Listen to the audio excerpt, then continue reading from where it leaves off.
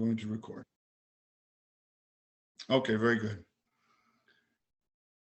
So the Rambam brings us an introduction and tells us a little bit about the development of the Siddur and the core mitzvah of prayer. What is it, and how did we get to where we are? What is the mitzvah that we're doing, and how do we do that mitzvah? Because as we get into the kishkas of the Siddur, we're going to start looking at the different prayers. We want to understand what is it doing here. Why has this been included in the Siddur, and what is the role of each section of the Siddur? What are we supposed to be feeling or articulating in each piece? So I'm going to now share.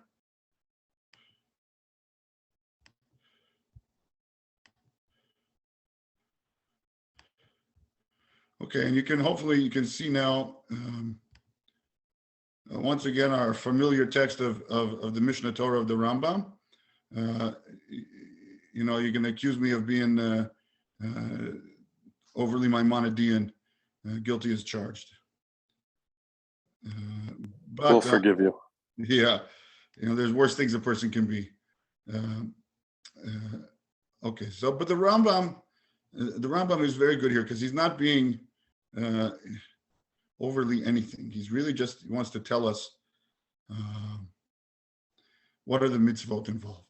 So he groups Hilchot Tefillah and Birkat Kohanim together. Birkat Kohanim we do on Yantif.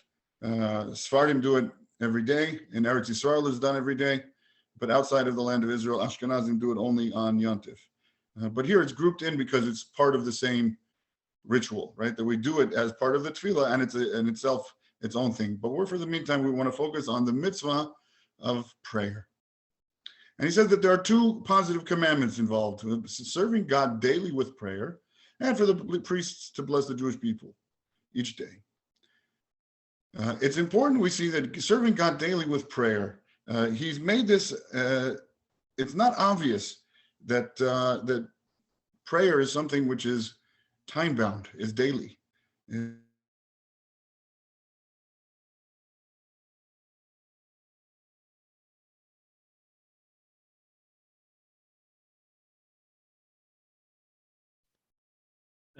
I've lost you, Rabbi. I've lost sound. I'm not sure if anybody else. Yeah, this is being dealt with. Shaw is coming into Rabbi's house on Monday because we lost you there a little bit, Rabbi.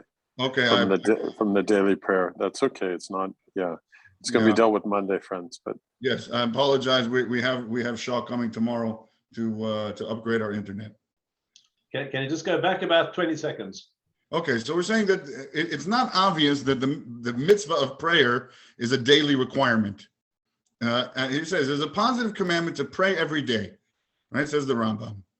As it states, and you shall serve the Lord your God. You shall serve the Lord your God. I don't see anything there that says daily, right? It says tradition teaches us that this service is prayer. So when it says, and you shall serve, what is the service of the heart? You shall serve him with all your heart. So what is the service of the heart? The answer is prayer. And so there is something very, very direct about serving God. What does it mean to be a servant of God? And we talked about this, in Shul the last couple of Shabbosim, right? Of how do we give our life to God's service? But here he says very clearly that the service of the heart, it says you shall serve Hashem with all your heart. So what is the service of the heart? How do we serve God with our heart? Not with our body, not with our mind, but with specifically our heart. That's prayer. Now, if you see this verse, right, it doesn't say anything about being day by day. There's nothing here about daily prayer. So where does he get the idea that prayer is a daily requirement? Rabbi, can I ask you a question before we go further? Yes. Do you welcome interruptions like this? I'm not sure if you keep if they're on topic, I'm very glad to deal with them. If they're off topic, perhaps we can address them at another time. But if it's specifically about prayer or what we're learning, I'm very happy to take questions. No, definitely on topic. So even just that point you said, why do we assume, or where does it come from, that service with your heart is prayer? I would have thought that service with your heart would be more doing positive mitzvahs, and service with your soul would be more prayer.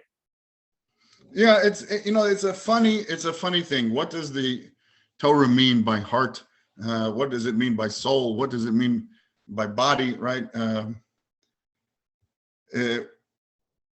I think the general sense is that the heart is the seat of emotion, right? That when we feel something, we say that feeling is in our heart. When we think a thought, that's in our mind, in our brain, right? And it's sort of located, and we locate the mind as an intellectual function in our head, and we locate this seat of emotion, of feeling, in the heart, and the doing is usually in the hands, and the walking and going is in the feet. And then anger is in the liver, and they locate all kinds of different things in different places in the body. But it's clear, that the verse says, you should serve him with your whole heart. And so clearly you see that the service of the heart is, and we sort of have a tradition from Moshe Rabbeinu. What does it mean with your whole heart? That means with prayer, the sense of we want to serve God with our feelings. We want to be dedicated, and we want to be passionate in serving God, right? That when we also say, you shall love the Lord your God, right? With your whole heart. So clearly the heart has to do with devotion, right? Which is also, by the way, the root of the word davening, right? That it's not a Hebrew word. It's a Latin root, davening. Same thing as benching, right? Benching, there's no German word for benching, blessing. It comes from benediction, which is a Latin. But in any case, the sense of is clearly in the text root in your heart, and our oral tradition teaches us that the service of the heart is prayer. The heart is also where we sort of locate the ego, right? That your ego is in your heart, and also your benevolence, right? And so the question of are you giving or taking, right? That's a question about your heart. Is your heart in the right place, right? They say that the wise that have their heart in the right, meaning their heart is always wanting to give. There's a generous of heart, right? We say kol nediv lev. We have when we're taking donations for the temple, it says anyone who has a generous heart. So the sense of the heart is the seat of feeling, as opposed to the head, right, or the mind, or the brain, which is the seat of the mind, and perhaps the hands and feet, which are doing and going. How do they prove it? I don't know, but this is certainly the tradition, and I think it's an important understanding that what God is asking for in prayer is our heart. He's asking for our heart, and if you're stuck in your mind, you haven't quite gotten there yet, and if you're praying in a way that you're very conscious of your body but not feeling your feelings, right? So then you're also not quite there yet. So and as we explore Davening, that's what we want to have, is the experience of heartfelt prayer, right? That we can really feel that when we're saying when we're communicating with God, we want to be feeling, we want to be meaning what we're saying in a way that arouses an emotional reaction, right? With it, and as we'll see, the Rambam sort of unpacks it a little bit more, and what we're meant to communicate is also, certain feelings. Okay, so so far we've got to the point that davening is about the heart, service of the heart. It says the number of prayers is not prescribed in the Torah, nor does it prescribe a specific formula for prayer. Also, according to Torah law, there are no fixed time for prayers. This is of critical importance. Midoraita, on a scriptural level, from the times of Moshe Rabbeinu, there's no such thing as Shacharis Mincha Maariv. That doesn't exist on that level. There's no such thing as Sof Zman Tefillah, right? You have to daven by this time. No such thing. There's no words that you have to say. And this is a very important thing that the Rambam is telling us. Prayer is not about the words. It's not. It's about the heart. And so the whole focus of our prayer and our investigation of prayer is about how do we give God our heart? How do we make prayer heartfelt? And ideally, the words in the Siddur are there for that purpose. They're there to serve as a way for us to give God our heart, to really get into our heart, to feel and give that devotion, right, from our heart to God. But the words on the page are not the prayer. It's very important to understand. And this is why I brought this here, is that the words of the prayer are not in the Siddur. They're in your mouth and in your heart. Right? And it's not over, they say, oh, not in heaven and not over the sea to say, okay, but it's very close to you in your mouth, in your heart and in your mouth to do it. And that prayer is about you speaking to God in a way that articulates what's in your heart. That's the mitzvah, not to say the words in the Siddur. Right? So as we're going to explore the Siddur, we want to be able to get to the place where saying the words in the Siddur facilitates the service of the heart. But the words are not the service of the heart. The words in the Siddur, the Siddur is not your heart. That's it's a guided meditation in a certain way, right? It's to help us to get to the place where we're really communicating with God in a meaningful, heartfelt manner. But the Siddur is not the prayers. Okay, and that's also important because he says, therefore, women and slaves are obligated to pray since it's not a time-oriented commandment. Tefillin, lulav, sukkah, shofar, all of these sort of time-bound ritual commandments that they're positive commandments that are only done at a certain time. And this includes talis and tefillin, right? Because tefillin are to be worn during the day only, and tzitzis are only required during the day. They're considered time-bound mitzvot, and wherefore women don't have to do them, right? The women's timekeeping is internal, and we have the whole laws of family purity, and so they have sort of an internal cycle, which is the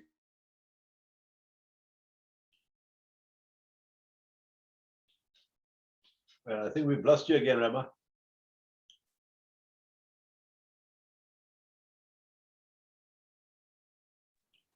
Has everybody lost him or just me? Yeah. But did you miss something? You were saying the time-bound cycles. Right. So I apologize. Okay. So time-bound cycles. We were saying that women have a different clock. The women's chronometer, their mitzvah chronometer, is internal. It has to do with the menstrual cycle, which is sort of connected to the lunar time, right? That to the Rosh Chodesh and the observance of the laws connected with family purity law are sort of an internal clock, which women are attuned to, whereas men have an external clock that every day they have to put on the talis and tefillin and do things day by day, and so it's it's more like connected to solar time. Can I ask a quick question on that, Rabbi?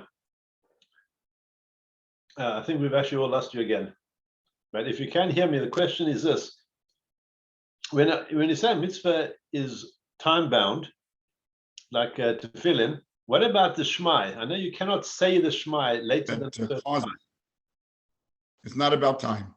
It's not about morning. It's not about afternoon. It's not that we made, that we do that now.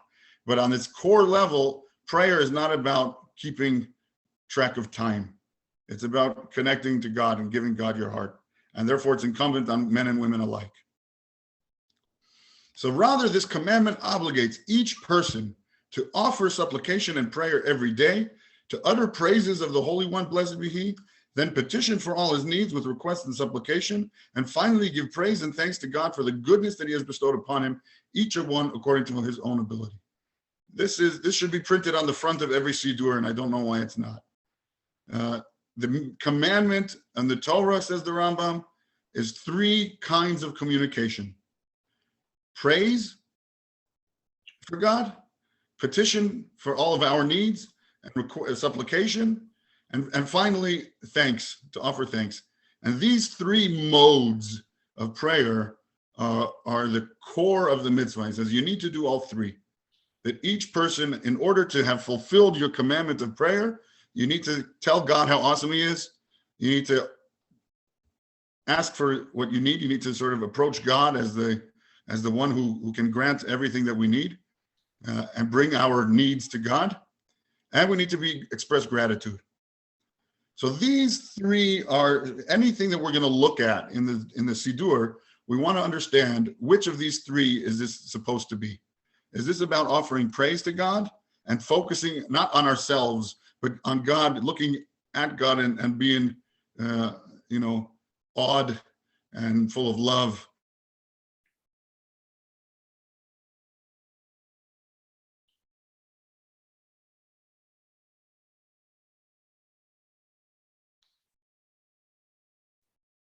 We've lost you again, Rabbi. Say, Hashem, we are in need, and you are our provider. We lost you there. We lost you. Sorry there, Rabbi, just for about 12 seconds, probably. Okay, so I was saying first we have the category of praise. Yes, that we want to tell God how great He is, and that's really not about us at all. That's focusing entirely on God, and part of that exercise is setting aside our ego and saying this is not about me right now, and focusing ourselves on God's goodness and sort of tapping into God's goodness. The second part is that we need to approach God with all of our needs and our wants. That we should not feel that who am I to bother the king with my needs? Who else are you supposed to bother? That our God has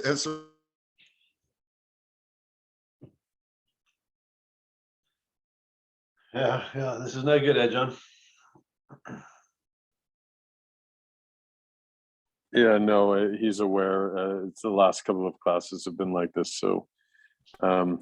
If we have an audience with the king, we don't want to walk away from the audience with the king feeling like I didn't get to really say what I came to say. So that's where he says to petition for all his needs, right? That we're supposed to really bring in everything we need, and we shouldn't feel that something is too petty. If we're thinking about it and it's bothering us, we should certainly tell God. We should include it in our relationship. If it's something which even if it feels petty, right? There's a story of Rabbi Natan, who was Rabbi Nachman's primary student, who lost a button on his coat, and he couldn't find the button. And Rabbi Nachman asked, "Have you davened to find the button?" And he said, "What am I going to daven about the button?" He says, "If you're thinking about the button, you should daven about the button. If it's something that is occupying your mind, and such that instead of praying, you're thinking about your lost button." So then you should pray about your lost button. It's something that is on your heart and sort of distracting you from prayers. Then you need to include it in your prayer. That there's no need that we may have that can't be included and shouldn't be included in our asking for God. And the third category is to offer thanksgiving, to express gratitude to God for all the good that He does for us. You doing okay? Yes, absolutely. Okay, I just don't know when I cut in and out. So if you need to tell me that I missed something, that you missed me for a moment, just let me know. I have a question at this point, Rabbi, if I may. Please. I think directly on point. So I've never thought of these three different categories of prayer before. So I find this already very helpful. But the thought comes to mind that if the process is kind of to try get us into God's good graces, you would think that you would first praise God, you would then express your gratitude for stuff He's already given you, and the end bit should be asking for things that you need. I'm not sure if the order that you've given it here is actually the order that it appears in, but doesn't it make sense to only ask for stuff at the very last part of this three kind of process? Yeah, it's a wonderful question. I think first of all, I think that we need to look at it. I don't think the order is what we would say le'ikuva. It's not, if you did it in the wrong order, I don't think it doesn't count, right? That if you were to do it in whichever order comes to your mind, and you've actually done all of these three things, the order is not critical. Nevertheless, this is the prescribed order, and I think it's important that we sort of leave we begin and leave with a positive note, right? We don't want to sort of be the last thing that we talk to God about is our account balance and how we need some help paying the bills, right? Ultimately, if our purpose here is not fulfilling our needs, right? We're not praying so that we have what we need. Quite the contrary, you could flip it the other way. We have needs so that we will pray. But the purpose here is connection to God, is giving God our heart and not getting what we need. And so in that regard, we want to sort of, as we finish asking for what we need, the purpose, if the purpose is not getting those things, but sharing our heart with God and saying, these are the things on my heart, and this is what I'm worried about. I'm concerned about my children getting the good education. I'm concerned about the people in Eretz Yisrael being safe. These are the things that are important to me, that I'm sharing with God, are important to me. Yeah. Then afterwards, I want to again express my gratitude, knowing that Hashem takes care, and affirming that Hashem takes care of all of our needs. And we want to walk away with a feeling of trust. And I think that gratitude engenders that kind of trust, right? That we want to walk away from our encounter with the divine with confidence and feeling cared for. And the finishing with gratitude, I think, facilitates that in a very effective manner. And it's also true that the first thing that we say in the morning, right, is actually an articulation of gratitude. Moda ani lefanecha, I'm grateful before you. So I don't think that we have to be so specific on the order, but this is the suggested order. Okay, so it says, a person who was eloquent would offer many prayers and requests. If prayer comes to you naturally, if you can put it into words, that's fantastic. Conversely, a person who's inarticulate would speak as well as he could whenever he desired. Yeah, that this is very important, that again, whatever you need to say it. Don't think that, don't let the rules of prayer get in the way of the actual prayer. This is so important that, if you feel like the Siddur is a gag, right? That you're not able to say what you need because you're so busy choking on these difficult Hebrew words, then you've certainly missed the point. And so a person should feel that whatever their heart wants to say, that's what you're supposed to say, right? That there's room for everything, and there's an appropriate place in the Siddur. But the first level of prayer is giving your heart to God. Communicate what's in your heart. Similarly, the number of prayers was dependent on each person's ability. Some would pray once daily, others several times. Everyone would pray facing the Holy Temple, wherever he might be. This is important, that we always want to sort of align ourselves towards God's holy place.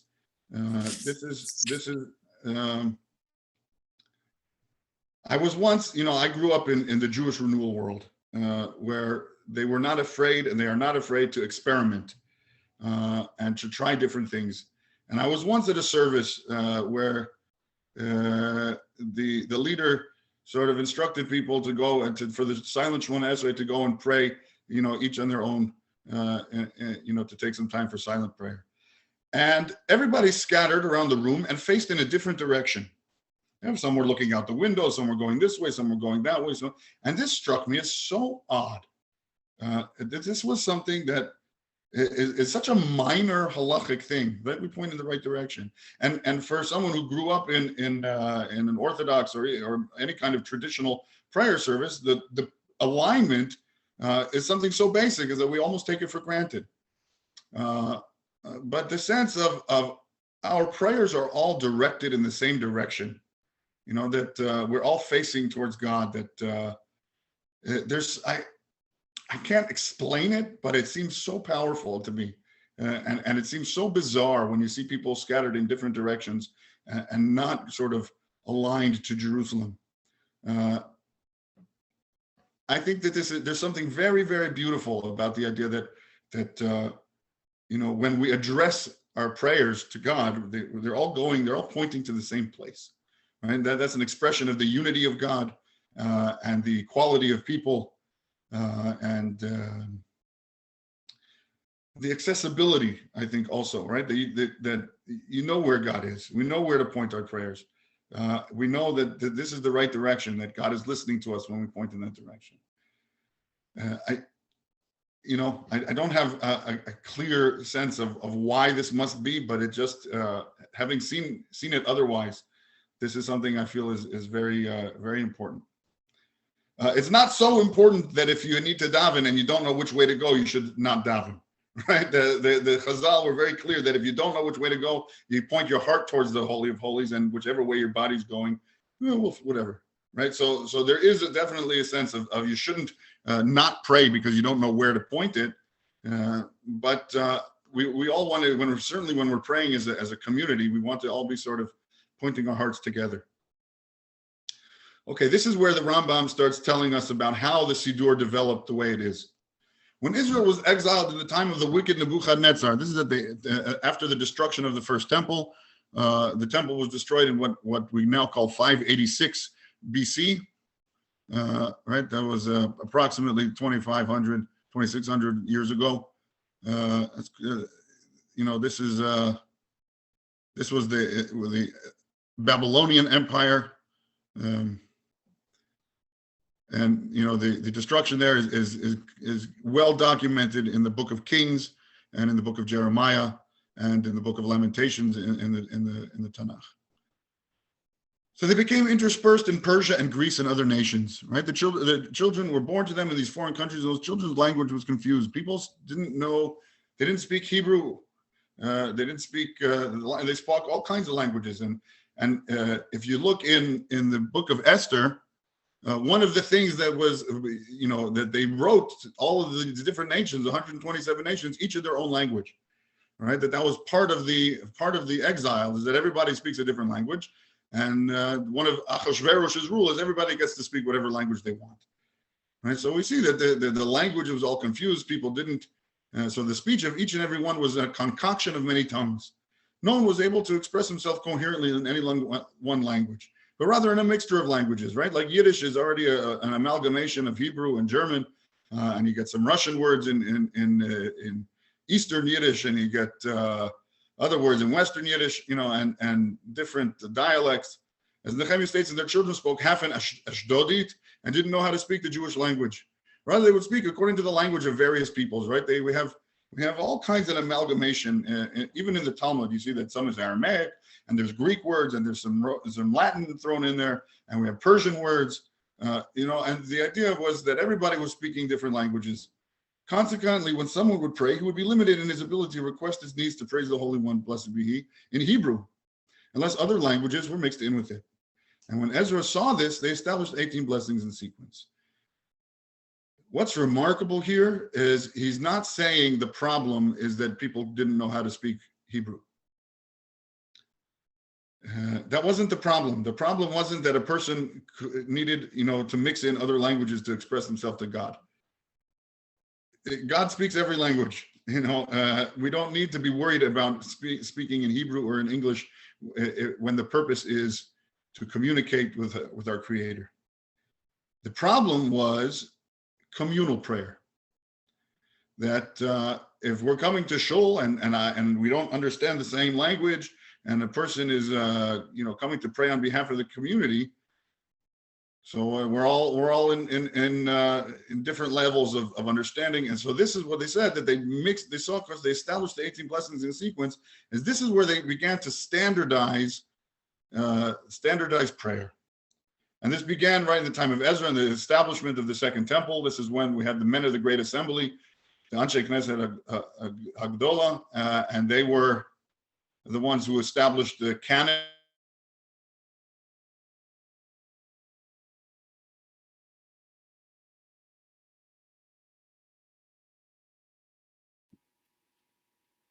We were on a good roll. We're thinking that too. It's too good to be true. You just I can try to. Shul life, right? Because we lost you right after the Anshe Knesset Gedola making the canon. So we go back. The Anshe Knesset Gedola were the architects of rabbinic Judaism. And they were the ones who standardized the text of the Tanakh, right? And this is the books that are included, and this is the official text. And they gave us the cycle of Torah readings, and they also gave us the beginnings of the Siddur. And so they says that they were the ones who established the 18 blessings in sequence, so that if a person should say these 18 blessings, they'd have fulfilled their obligation of praying to God. This is a remarkable achievement, because what they're trying to do is give you words so that you can articulate praise and your needs and gratitude. Right? They didn't, at first, certainly, they didn't limit you. This is the only thing you're allowed to say. But they were trying to give people a text that articulates what they need. So if you pray this, ideally, if you get your heart into it, you will have fulfilled your commandment of prayer. Right? And that was always the intention. The intention was, we're going to give you words for you through which you can give God your heart. It was never the intention that this is the only thing you're allowed to say to God. It was never the intention to limit prayer, but rather to give you some substance, and that could be standardized so that we could all daven together. So here he says, the first three blessings are praises of God, right? The first three are, and the first three are in every Shemona Esrei are the same, right? That we have Magen Avraham and Mechayim Metim and Ha'el HaKadosh. And that's the same on Shabbos and on Yontif. We add some stuff to it on Rosh Hashanah Yom Kippur, but the essential bracha is the same, whether it's the weekday or Shabbos or Rosh Chodesh or Musaf or Ma'ariv or Mincha or Shacharis. They're all always the same. The intermediate blessings contain requests for all those things that serve as general categories for the desires of each and every person and the needs of the whole community. This is a laundry list that we're sort of giving God a to-do list. God, these are the general categories of what we need, and so that we should be able to articulate them. This is not to limit us. If there's something that you want to ask God for that's not obviously included in any of these paragraphs, any of these blessings, you're certainly welcome. Again, this is not a limit. This is a suggestion so that you can feel that you need to articulate and not leave things out, right? That we can go and we can give a whole, when you're praying from your heart, you can have a whole thing of this is what's on your heart, and then you come and then realize you 5 minutes later, man, I forgot to daven for this guy because he has cancer. I really want him to be healed, now have I missed the chance? And I forgot because I was in the mood and I was talking about bringing peace to the land of Israel, and I completely spaced on that. Right. So the idea is that we want to go through sort of a checklist of God, please here to help us with these categories. When we get to the Shemona Esrei, and we'll look at it in depth in each one of these prayers, there's a wonderful depth of trying to figure out what is the essence of each prayer, each blessing, such that the various things that we need can fit into one or the other, right? That it's not obvious always. Where do I put, I've been feeling alienated from my body, like my neshama just doesn't quite fit and my body's not really, working with me. And so where do I put that sense of disembodiment? There's nothing here that says, God help our souls fit in our bodies. Right? So one is we can talk about it in healing, right? We can talk about God as the healer to heal our body so that our soul can be in it. We can talk about it in the blessing where we ask for us to be returned to the land, right? The gathering of the exiles, in the sense of the return to the land and their souls return to the body. These are general categories. You could talk about it in when we talk about the building of the Beis Hamikdash, right? That we want our body to be a temple, and that God will dwell in the temple just like our soul can dwell in our body. So there's lots of places that we could sort of fit it in if this is what's on your heart.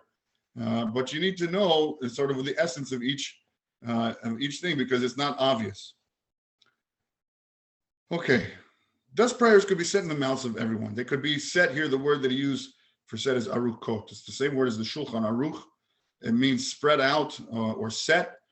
And the intention is that everybody's going to be able to pray for all of our needs, right? That each person can be counted upon to include the needs of the entire community in their prayer. And that I think is a remarkable achievement, that we understand that all of us are interconnected. We have a statement that says that each person has to say, the whole world was made for me, right? That this is sort of we're meant to have this. Rabbi Nachman interprets that as saying, if the whole world is meant for me, then I better take responsibility and pray for everything, right? If it's all made for me, meaning I have the power in my prayer to help with everything. And I think that message is very strong, to say that each and every one of us, with our prayer, can contribute to the healing and the sustenance and all of the various needs of all of Klal Yisrael and the whole world. And that we shouldn't think to myself, what is my prayer worth? I'll just pray for myself and my family. No, each and every one of us should be think of ourselves in prayer as an agent of the tikkun, right? The reparation of the entire world. They could learn them quickly, and the prayers of those unable to express themselves will be as complete as the prayers of the most eloquent. Right? That this is something that you can check off the list and everybody can say it. It was because of this matter that they established all the blessings and prayers, that they would be ordered in the mouths of all Israel, so that each blessing would be said in the mouth of each person unable to express himself. If the problem is that we didn't know how to speak in a way that would be clear for everybody, that we could pray as a community, right? If I'm praying and you're praying and we're all praying silently, so great. So I could throw in my Yiddish and my Portuguese and every other language that helps me to articulate myself. But when we're praying as a community, that's not going to be helpful. So we really want everybody to be able to pray together, and also that each person should be able to cover all the needs of the entire community.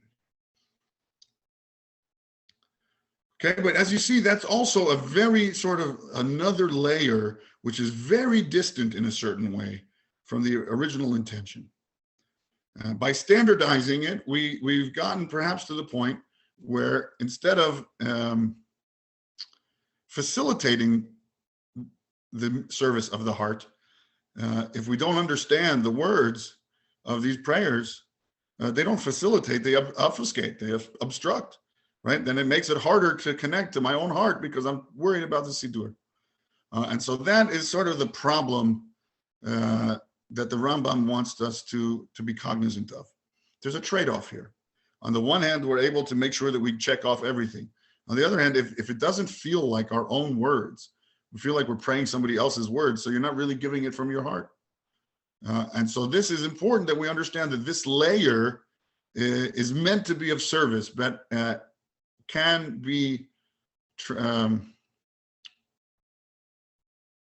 it can be foregone, right? The purpose is to pray from your heart, and if this is not helping you get there, it's quite clearly more important to articulate what's in your heart than to articulate what's in the Siddur.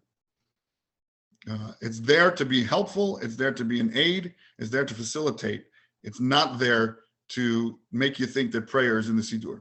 Right? And it's there to give you the words to express. They also decreed that the number of prayers correspond to the numbers of sacrifices. This whole idea of connecting prayer to the sacrifices is a very late development, also after the destruction of the Beis HaMikdash, right? That we no longer have the temple service. So what they wanted to do is sort of create some parallel to the temple service in prayer, so that we should remember the temple, that the order of sacrifices shouldn't be lost on us, right? That we could preserve some sense of shul is a micro temple. We don't actually kill sheep, but there's a verse that is so critical. It says that v'nishlama parim sfatenu, that our lips can make up for the bulls that are not being brought, right? That we would used to offer animals, and now we offer prayers. And so this is, yes. Can I just interrupt for a second? Please. I don't know if you can answer this, but in the time of the temple, when the Kohanim were doing the temple service and they were having sacrifices, would individual Jews have been praying as we do today? I know the Siddur was not compiled, but was it incumbent on them, or was it all left to the leaders to do the praying for the community? A wonderful question. The answer is going to be very. Lost you.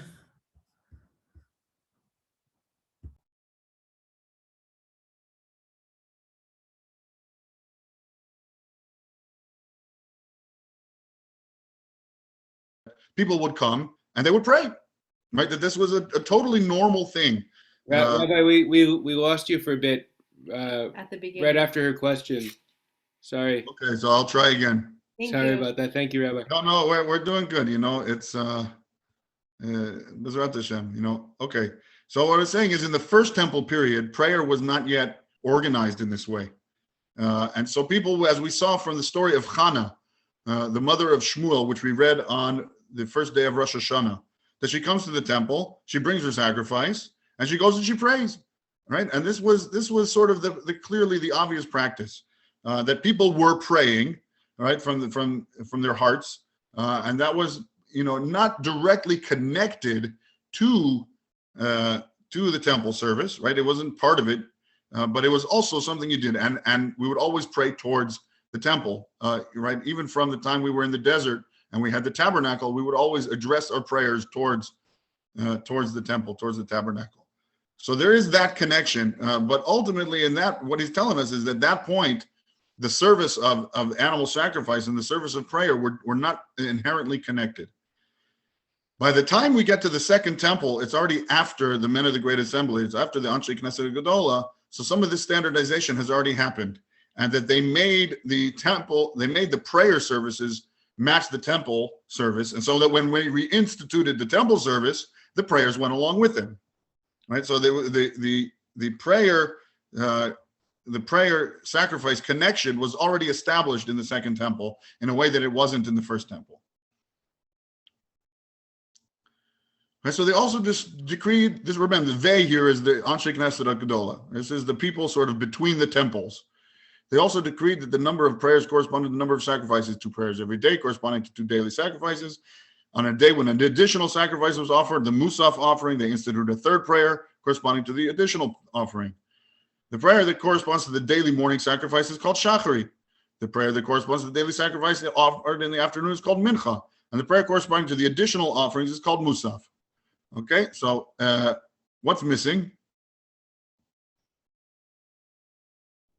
What's missing is Mari, right? Is the nighttime prayer.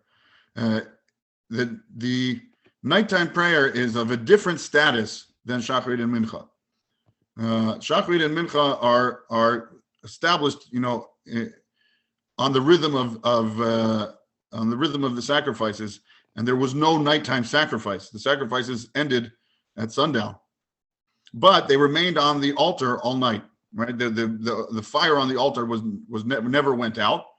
And they would be you know, smoldering all night long. So they also instituted a prayer to be recited at night, since the limbs of the daily offering could be burnt the whole night. As Leviticus says, the burnt offering should remain on the altar hearth all night until morning. In this vein, it says, in the evening, morning, and afternoon, I will speak and cry aloud, and he will hear my voice. This is where we took a psalm of King David, and we built our structure for prayer along those lines. Yeah, Erev Avoker v'Tzoraim, in the evening, in the morning, in the afternoon, I will converse and I will cry aloud, right? And v'yishma koli, and he will hear my voice. Ve'ein tefillat arvit chova. This is a whole thing in the Talmud.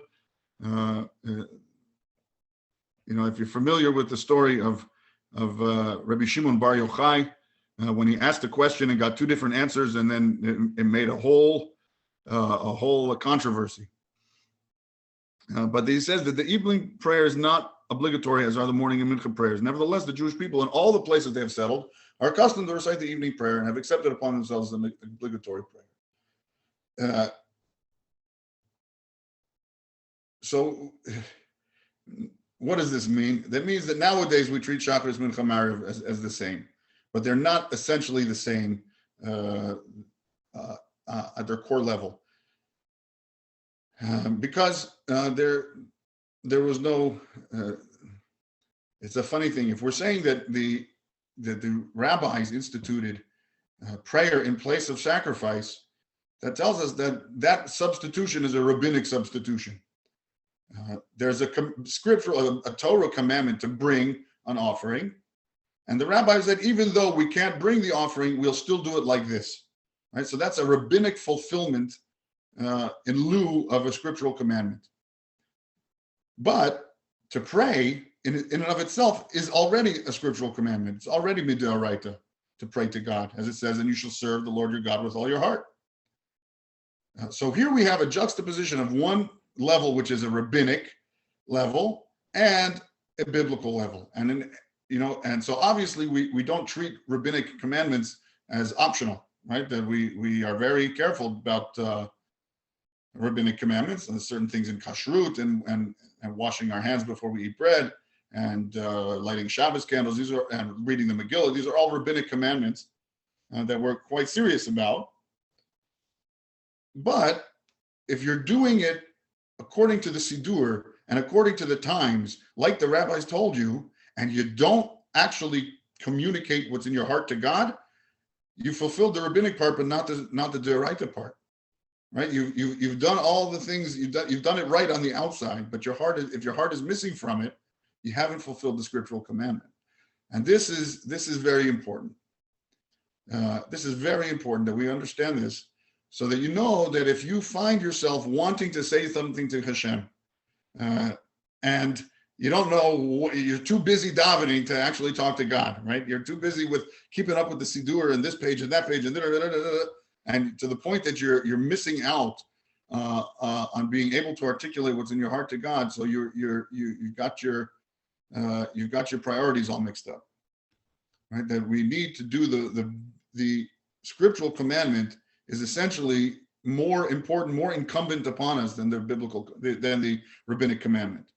Now, ideally, we do them together, right? Ideally, by saying all the words of the Siddur and making them my own, and I can communicate what's in my heart to God by saying the words of the Siddur from my heart. That's the ideal situation, and that's why we're having a Davenology class, so that we can get to the point that the words of the Siddur can become our own, and they can facilitate genuine communication with God. But you shouldn't feel that you're cheating if you're like putting down the Siddur to say something to Hashem. That's the whole point. The whole point of the Siddur is to get you talking to God. So you shouldn't feel, that you're too busy davening to talk to God. Rabbi, can I just ask another question? Yes, please. Just do me a favor. Just give me your, because I can't see you. Just give me your name. It's Lynn Massel. Thank you. Just going back a few minutes, is the reason that we only say the Amidah once in the evening prayer because they didn't do the sacrifice at night? You're talking about the repetition? The repetition, yeah. That's exactly correct, yes. Oh, thank you. That's exactly correct. That the repetition is the communal offering, right? That each person didn't need to bring a shacharit and a mincha offering in the temple. That was a communal offering. And so in lieu of the communal sacrifice, we make a communal prayer, right? That's exactly correct. And then when we don't have a communal prayer, that's a communal sacrifice offered in the evening, so we don't repeat the Shmona Esrei and Mari. Very, very astute. Oh, thank you. Okay. Similarly, they instituted a prayer after the mincha prayer to be recited close to sunset on fast days only. Its purpose being to increase the supplication and pleading because of the fast. That's what we call tefillah ne'ilah, right? Today we don't do that on Tisha B'Av or any of the other fasts. The only day that we do the ne'ilah prayer is Yom Kippur, but that ain't necessarily so.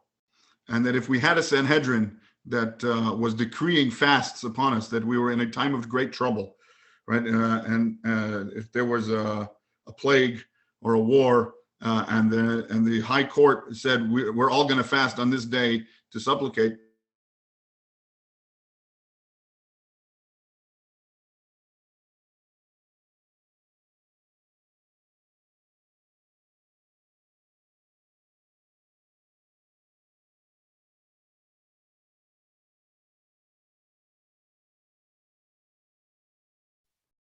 the 3 that are recited daily in the Mitzvah of Prayer. And on Yom Kippur, there are 5, these 4 and the Ne'ilah prayer. Interestingly, point of notice, the Muslims pray 5 times a day, because the day that they began, right, they say that the day that the Quran began to be revealed was Yom Kippur. Right, so it was on Yom Kippur, and so we were davening 5 times that day. So they daven 5 times a day. That's an interesting note. That's where they get their thing. Okay, the number of these prayers may not be diminished, but may be increased. If a person wants to pray all day long, he may. Meaning, since we've accepted upon us the rabbinic commandment of prayer according to the times and the structure that the rabbis have structured, right? There is a rabbinic superstructure to prayer, and as a Jewish people, we've accepted upon ourselves. So we may not diminish them, right? Now he'll tell us about different people will have different requirements, and he'll tell us about that momentarily. But he's saying that you shouldn't think that that's all you're allowed to daven. If you're feeling it and you want to daven again, go right ahead. Yeah, right? Any prayer that one adds is considered a free will offering. In the same way that a person who was moved to bring an extra sacrifice to God, you can bring what's called a korban nedava. You could say, I just am feeling generous. I want to give to Hashem. I want to make an extra sacrifice. So you're more than welcome to. And the same thing goes with prayer. You should not think that God at any point doesn't want to hear from you, right? The line is always open, and you should never feel that you're not allowed to pray. That's a very important thing. There are places that you're not allowed to pray, like in the bathroom, and there are states in which you're not allowed to pray, like being not dressed properly, or being too soiled to pray properly. But there's no such thing as a time that you're not allowed to pray. Therefore, one must add a new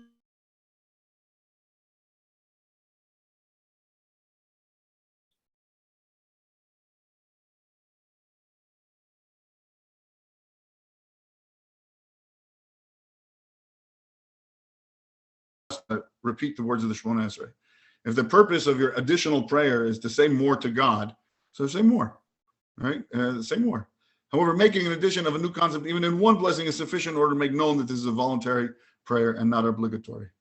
Right? That ideally, in each one that we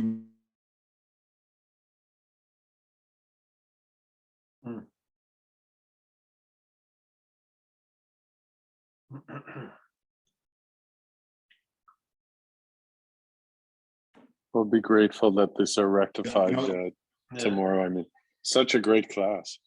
Sorry, Rabbi. I think it's we just lost you again for a bit, but okay, we're on such a roll. Finishing up this idea that if you're praying an extra prayer, it should come from your heart, right? You've already fulfilled all your rabbinic checklist. So just saying the Shemona Esrei again, if you're not actually communicating from your heart, is just redundant. So if you're going to make an extra prayer, and you're more than welcome to, you should add something of your own words to the prayer. In the first 3 blessings and the last 3 blessings, one must never add, detract, or change anything at all. Those first 3 and the last 3 are sort of they're what they call a doxology. They're an articulation of our faith. They're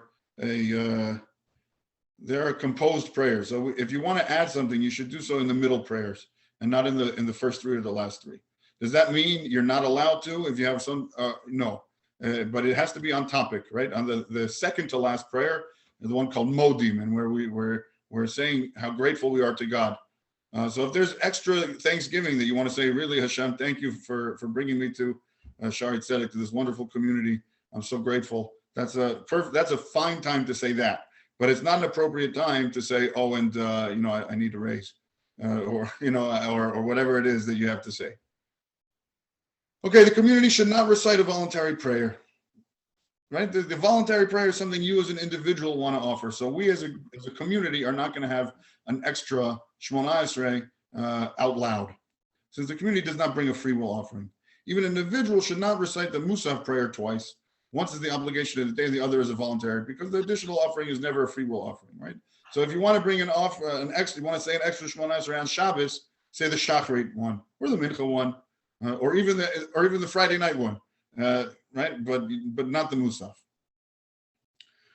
One of the Gaonim were the sort of dark ages before the Crusades, right? The era between the establishment of Islam, which corresponded approximately with the closing of the Gemara, and the beginning of the Crusades. So we're talking about 600 until 1000, according to the current counting. It was the time of the Gaonim. The Gaonim told us it's forbidden to recite a voluntary prayer on Shabbos or holidays, since free will offerings were not sacrificed on these days, but only the obligatory offerings of the day. That's perhaps appropriate, but you shouldn't feel bound by it. If you're really feeling like it's Shabbos and you just want to daven again, gesundheit, just don't say the Musaf. But there is such an idea so as not to, and that perhaps on Shabbos or Yontiv, if you want to do an extra davening, it's more appropriate to make it in your own words and not to use the established text. This is the conclusion of the first chapter of the Rambam on prayer. There's so much, more that we could learn about prayer, but from here on, in 2 weeks when we pick up the class, we'll actually open up the Siddur and we'll start looking at the meta structure and the content of the Siddur. I wanted to show you this, that you should know that the purpose of the Siddur is to facilitate communication with God. And you shouldn't feel obligated to say the text if it means not being able to communicate with God. The service of prayer is the service of the heart, not the service of the book. That's I think, critical to everything that we want, because the whole purpose that we're going to do in Davenology is how are we connecting, and how is this prayer supposed to facilitate our connection? What is the connection that's supposed to be facilitated? So we will always want to know that the point is to communicate, to the person on the other end of the phone, and not to say the text. If you ever get a technician or somebody that's answering the phone, you can tell when they're reading. You can tell when they're not talking to you; they're just reading the script. And we don't want to be like that with Hashem. We want to really be talking to Hashem and meaning it when we say you, and meaning it when we say I, and really having that relationship which is meant to be facilitated. Thank you, my friends. We'll be here again in 2 Wednesdays from now. Thank you so much. Thank you. Yeshua. Very nice. Rabbi, 4 nights in a row. Amazing. Thank you so much. Yeshua. Thank you, Rabbi. All right, guys. Thank Have you. a good evening. Thank you. Thank you, Rabbi. Thank you.